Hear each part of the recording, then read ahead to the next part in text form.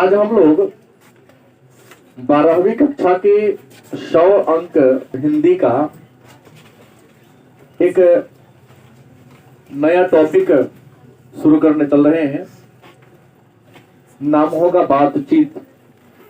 जैसा कि आप सबको पता है कि साहित्य की दो विधा होती है।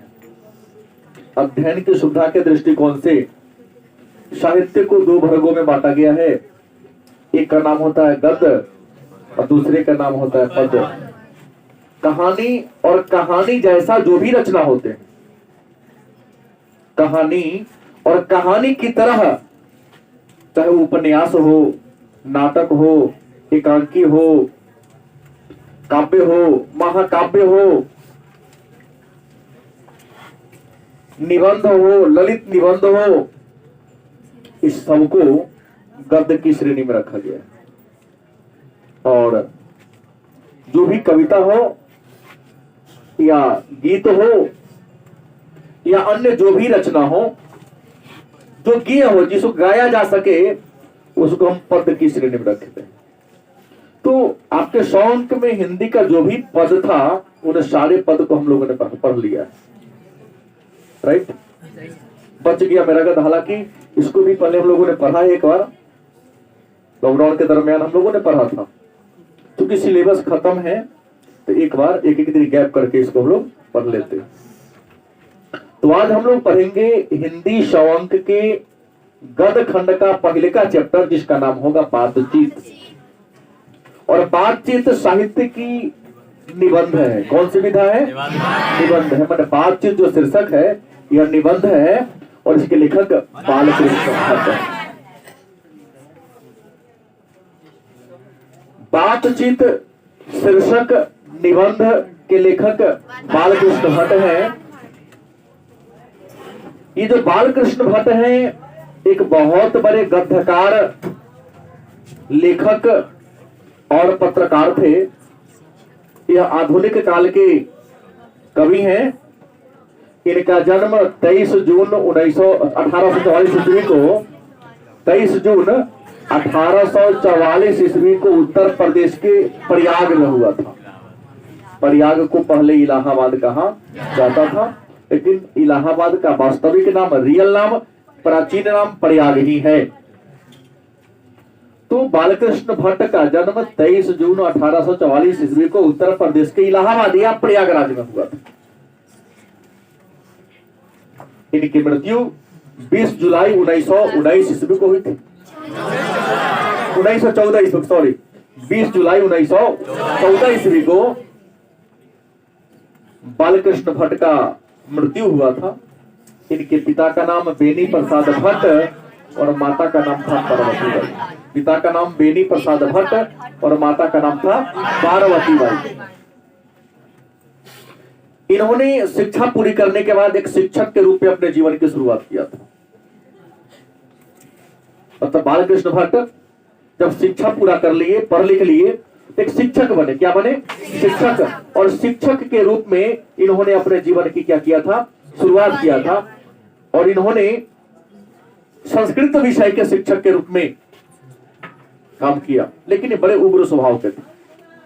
बालकृष्ण भट्ट जो थे उग्र स्वभाव के थे। इस उग्र स्वभाव के कारण इनको नौकरी से हाथ धोना पड़ा। इनको नौकरी छोड़नी पड़ी थी। नौकरी छोड़ने के बाद इन्होंने पत्रकारिता के क्षेत्र में काम किया। और पत्रकारिता के क्षेत्र में काम करते हुए इन्होंने 1877 ईस्वी में हिंदी प्रदीप नामक एक मासिक पत्रिका का संपादन किया था। हिंदी प्रदीप, जिसका संपादन 1877 में बालकृष्ण भट्ट के द्वारा किया गया था। इन्होंने साहित्य के क्षेत्र में अनेक सारे रचनाएं रची। बालकृष्ण भट्ट के द्वारा लिखा गया प्रमुख उपन्यास है नूतन ब्रह्मचारी, 100 अनाज एक सुजान, गुप्त बैरी, रसातल यात्रा, दक्षिणा, हमारी घड़ी, सद्भावना का अभाव। इन्होंने कुछ नाटक भी लिखे हैं। इनके द्वारा लिखे गए नाटक का नाम है पद्मावती, कृतार्जुन्य, वेली संहार, शिशुपाल वध, वृहनला, एक रोगी एक वैध, रेल का विकट खेल, बाल विवाह। और इन्होंने आप लोगों जैसे महापुरुषों के लिए कुछ प्रहसन की भी रचना किया, जैसे जैसा काम वैसा परिणाम, नई रोशनी का विष, आधार विडंबना। तो ये बालकृष्ण भट्ट के द्वारा लिखा गया प्रहसन नाटक और उपन्यास है। 2 नंबर का एक प्रश्न आता है, थोड़ा सा निचोड़ इसका सुन लिया जाए, फिर विषय वस्तु पर हम लोग आएंगे। कि बालकृष्ण भट्ट का परिचय दे, बोर्ड से सुनना है केवल आपको, मेरे साथ दोहराना नहीं है, क्योंकि बोर्ड के बात को देखकर दोहरा लेते हैं, लेकिन वास्तविकता नजर तब आती है जब उससे 1 बाय 1 पूछा जाता है। बालकृष्ण भट्ट का परिचय दे या जीवन चरित्र पर प्रकाश डाले।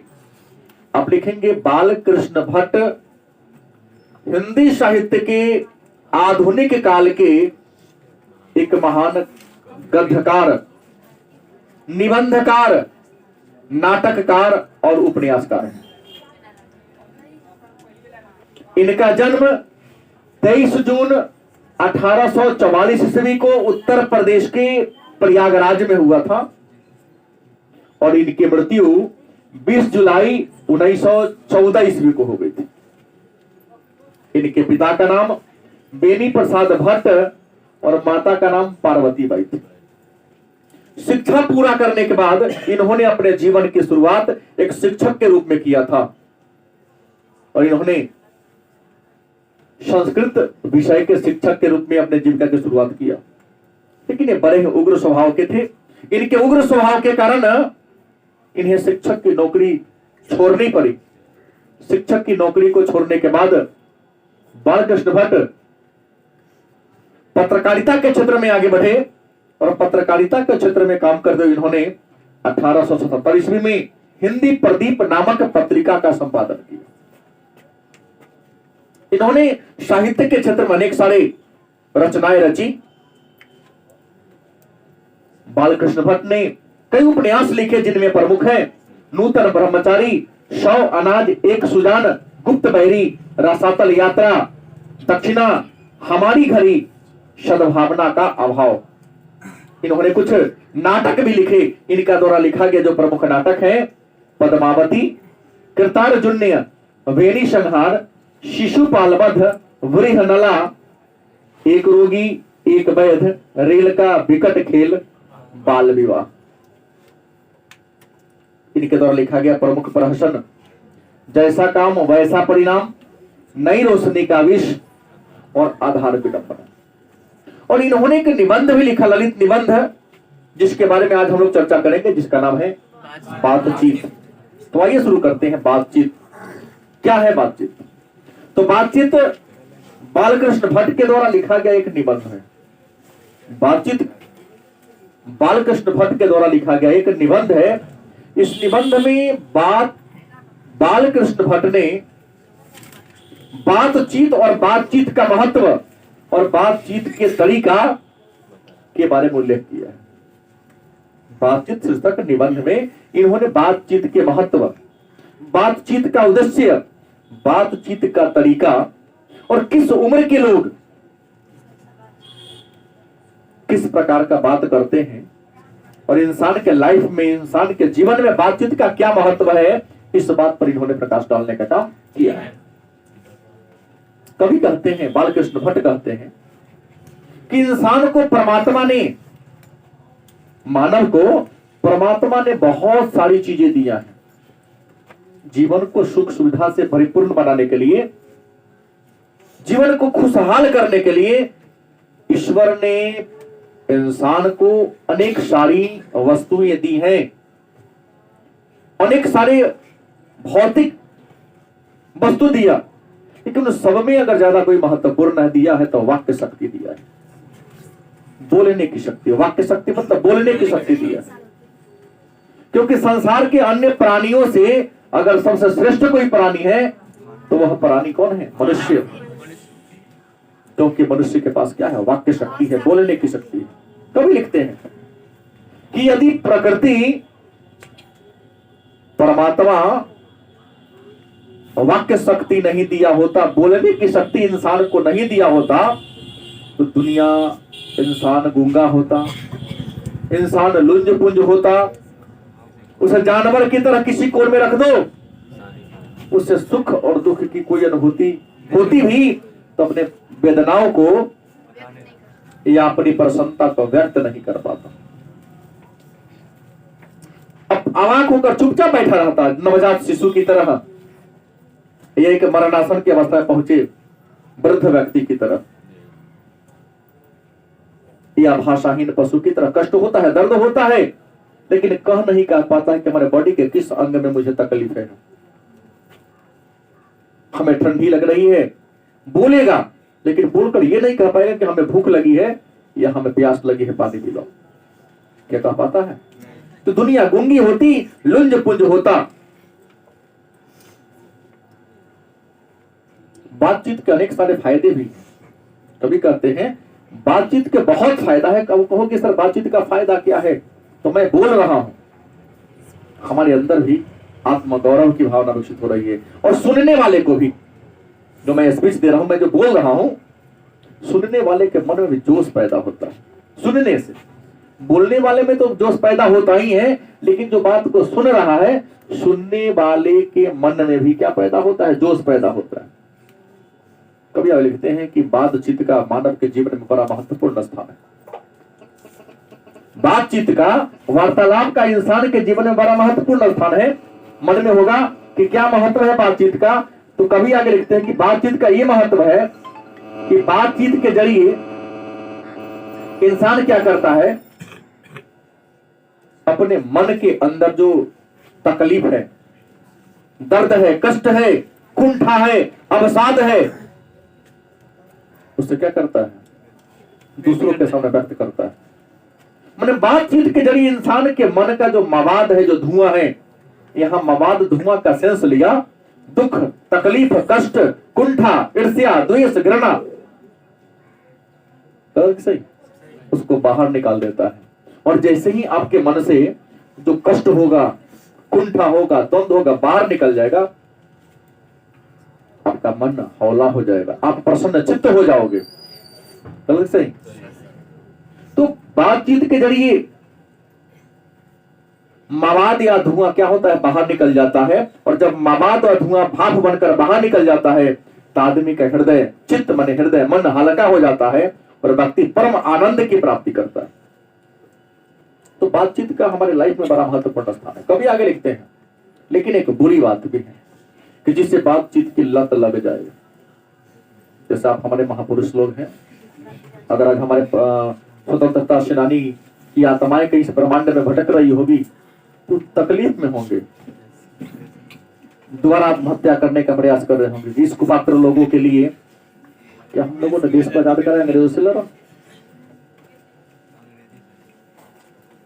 आज उनके द्वारा किया गया कर्म है कि आज हम लोग यहाँ बैठकर पढ़ रहे हैं। अगर नहीं लोग मियां करते तो किसी अंग्रेज के यहाँ बाथरूम साफ करते होते आप लोग। आज भोजन किए हो, कल शाम को देगा या नहीं देगा इसकी कोई गारंटी नहीं है। कोई आता पिस्कोरा लगा के चल जाता। गलत नहीं बोल रहा हूं क्या? तो बातचीत का जिसे लत लग जाए, जैसे आप सबको लत है बातचीत करने का। शिवम चिल्ला रहा है, भाई किसका टेस्ट वाला कॉपी है? टाइम में नहीं है कॉपी लेने के लिए। एक मित्र खड़ा होता है, आइए हम लोग प्रश्नोत्तर पर चर्चा करते हैं। अपने धुन में रमा हुआ है, विजय चौधरी से सबको रिश्तेदारी है, नातेदारी है। कल ही तो कहीं को बातचीत करके आया है, फोन से हर दिन बात होती है, क्या फायदा पड़ने से। शाम को नीतीश कुमार स्वयं बात करते हैं, तू लोग बेटा टेंशन मत लो यार, टॉप करा दूंगा तुम सबको। यहाँ तो पॉलिटेक्निक साइंस करने वाले बिहार टॉप होते हैं, तुम लोग वाला तो कुछ पॉलिटिकल साइंस करते हो क्या? इस सोच के कर रहे हैं। बाद का लाइफ क्या बीतेगा कोई नहीं जानता है। किस फैक्ट्री में अपने तो कमाना ही है, तो काबिलियत ये भी होगी, इसको अन्यथा नहीं लेना है।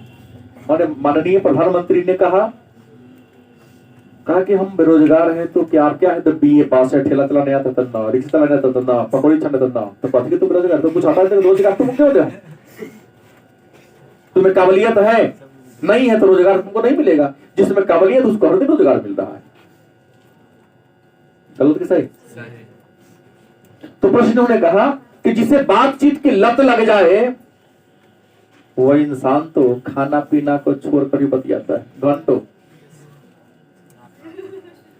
टेबल पर चाय आ गया, पड़ गया टेबल पर, लड़छा के लड़छा निकल रहा है, चाय के बरसाते चल गए, पता ही नहीं चलता है।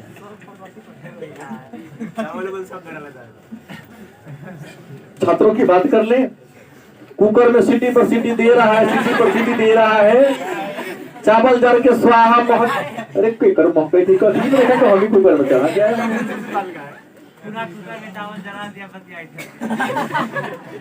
तो जिससे बातचीत की लत लग जाए, आदत लग जाए, कभी लिखते हैं उस इंसान को भूख प्यास सब दूर हो जाती है।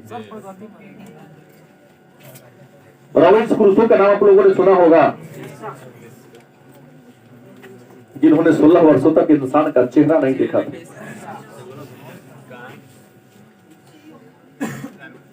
इंसान के भाषा, उसकी भाषा विकसित नहीं हुई। जैसे जानवर बोलता था वैसे भी कुत्ता बिल्ली की तरह बोलते थे। कुत्ता बिल्ली शेर कौवा सबका आवाज जानते थे, केवल इंसान की आवाज को वह नहीं पहचान पाते थे। कभी कहते हैं, विद्वान कहते हैं कि इंसान, वही सही बात है कि चेहरा देखने में बड़ी सुंदर है आपकी, बड़ा सुंदर पोशाक पहनते हो, लेकिन कहते हैं, कभी कहना है कि इंसान की वास्तविकता तब दिखती है, सामने प्रकट होती है जब इंसान बोलता है। ठीक है, तो लिबास बाहरी है नहीं, लेकिन वास्तविकता ये बाहरी नहीं है, वास्तविकता तो अंदर है, जो जबान के माध्यम से बाहर निकलने का प्रयास करता है। जब तुम बोलते हो तभी तुम्हारा वास्तविक गुण और दोष प्रकट होता है। इंसान तो कितना भी अंदर से खराब हो, ऊपर से नीमन ड्रेस चढ़ा लेगा, ब्रांड कंपनी का खरीद के पहनेगा, सत्तार होगा, क्योंकि जब बोलता है तो अपने परिवार के पृष्ठभूमि को दिखाता है कि परिवार के कैसे लोग हैं, उसके हाव भाव, उसके आचरण, उसके विचार, उसके एनवायरमेंट को दिखाता है। क्योंकि इंसान वही बोलेगा जो उसके अंदर मौजूद होगा। अच्छा चीज होगा तो अच्छा बोलेगा, बुरा चीज होगा तो क्या होगा, बुरा बोलेगा वो।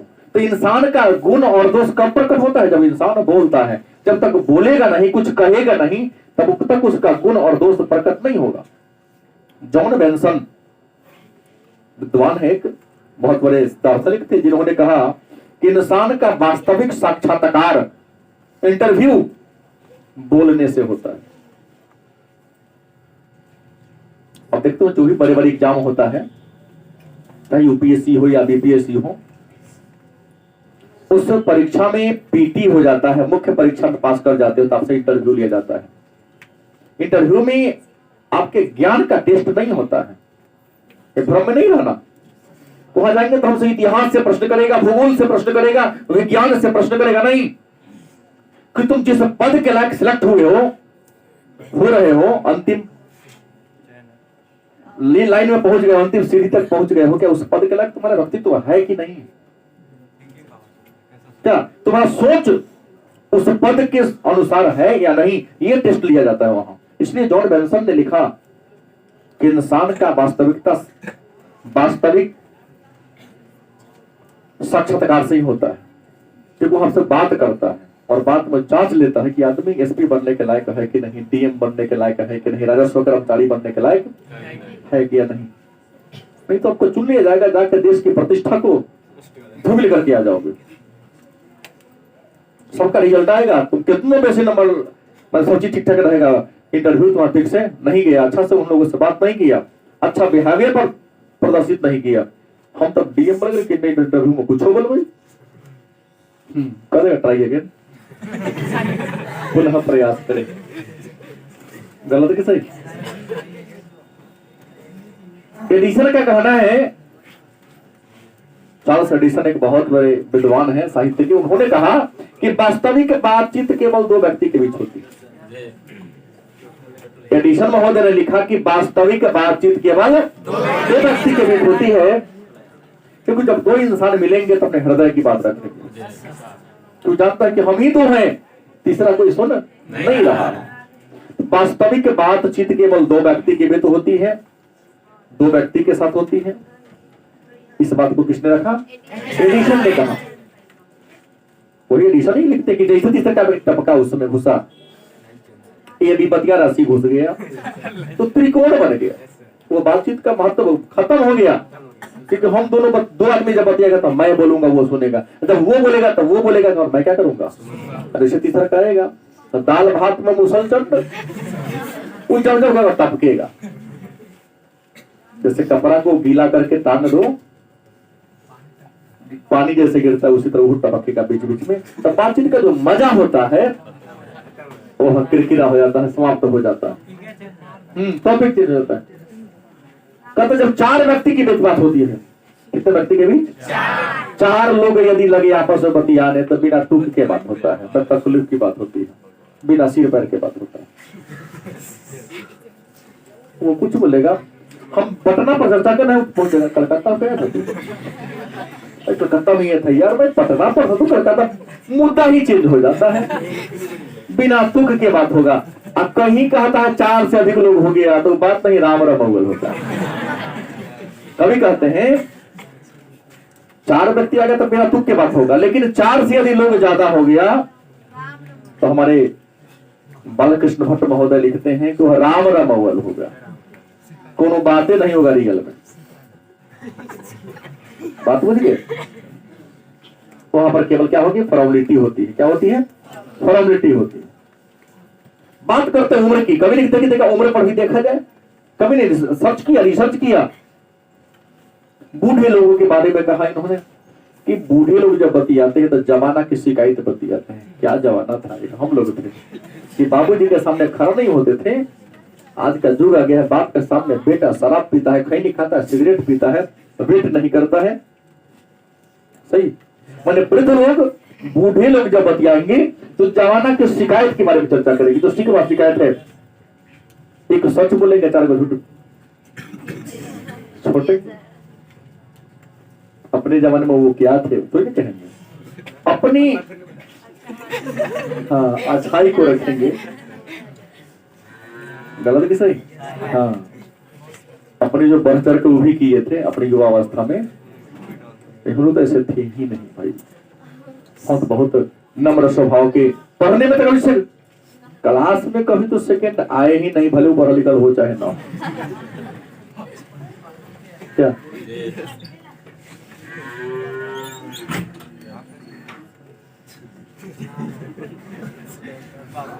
तो बातचीत होती है। हम बातचीत करते हैं आगे की।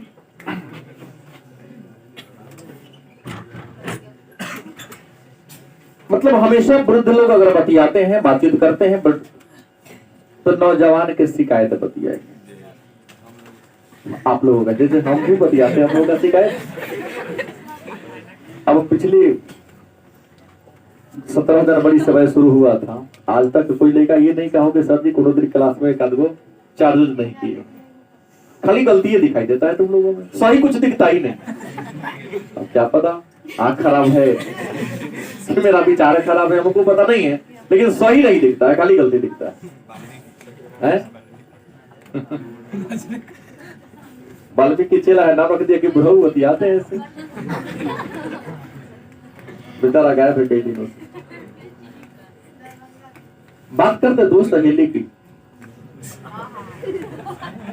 दो सहेलियां कभी कहते, मैं नहीं कहता, हमारे महाकवि बालकृष्ण भट्ट कहते हैं कि जब दो सहेलियां आपस में बातचीत करें तो उनको तो बातचीत करने का जायका ही निराला है।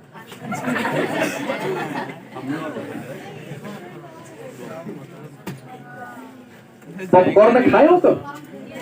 केला तो फुटफुटाने लगता है, बस वैसे ही फुटफुटाएगा। लेकिन यहाँ हमारे दोस्त सहेलियों के बीच समझो कि समुद्र का सारा पानी रसमलाई का रस बन गया, टपक टपक के चू रहा है। कितनी मधुर और मीठी मीठी बात होगी। जून के कड़ाके के धूप से भी खड़ा हो गई, कहाँ रौद है। कितनी रस भरी, जलेबी से भी ज्यादा रस होता है उनके बात को।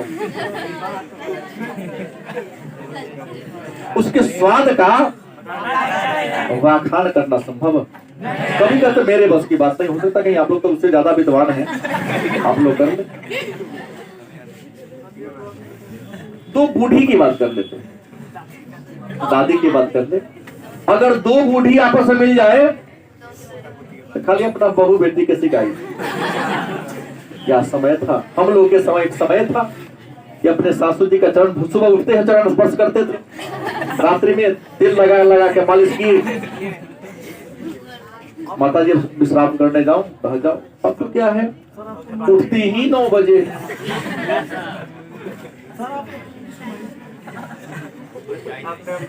अब देह मालिश करना, चरण स्पर्श करना तो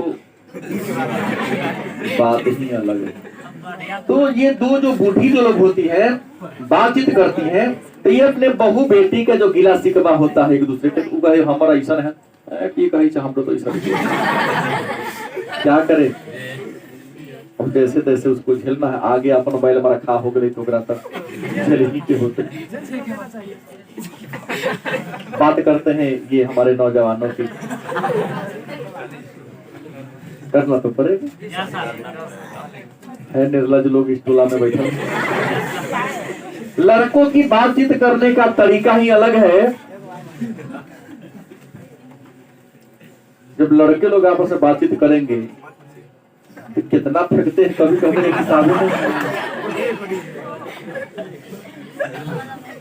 रोटी तरकारी, सब्जी मत तो रोटी तरकारी खा गया, मम्मी कल शाही पनीर बना देते, क्या गड़बड़ा क्या टेस्ट होता।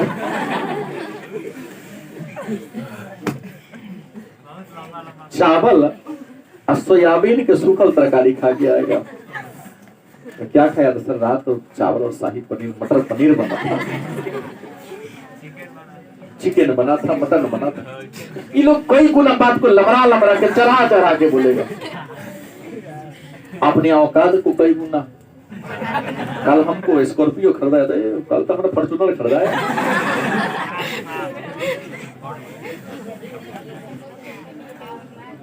नहीं, रियल में चल जाओ तो चूहा बेटा टेंशन हो गया घर में, कहे आगे ली हम। कुछ लोग ऐसे औकात चढ़ा देते, कभी कहते हैं कई बार तो चूहा भी टेंशन में आ जाता है कि इसके घर में आगे भूखे कहीं मर न जाए, और वो जब रोड पर चलेगा। अभी तो उतरे करिए, अब आगे बढ़ा दिया, नहीं लगने वाला था इसलिए आगे बढ़ा दी। क्या शिवम किरण सिनेमा के पास किसी ने खरीदा, कहा कि अब मंटो कर लो, मैं खरीदे। कल शिवम को देखे, ये जो हरिया का निजत महीना है, छोड़ने नहीं होता, छाना ले, वो खरीद रहा था। अभी के दोस्त से बतिया रहा था, कल मंटो कर लो कि सोल में खरीदे।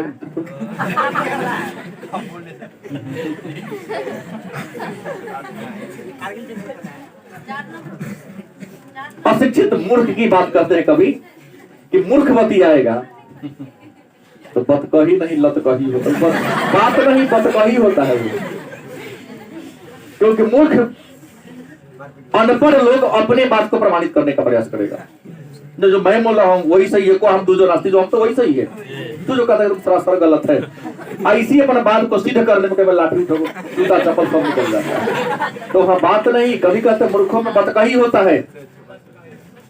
चंडू खाने का तो बातें नहीं डाला है, जहां शराब और जुआ का में बेंच बैठा हुआ है, ऊपर तो बातें नहीं डाला है।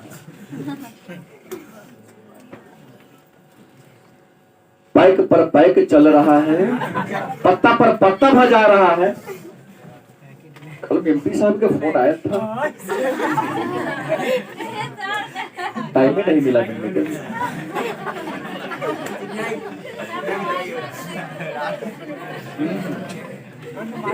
गृह मंत्री तक मंगल पांडे, अरे हमने के सब पढ़े हुए हैं, टेंशन मत लो, पुलिस के औकात है कुछ कर देने का। आएगा मतलब कपड़ा पहना है कि नहीं, कोई औकात नहीं है।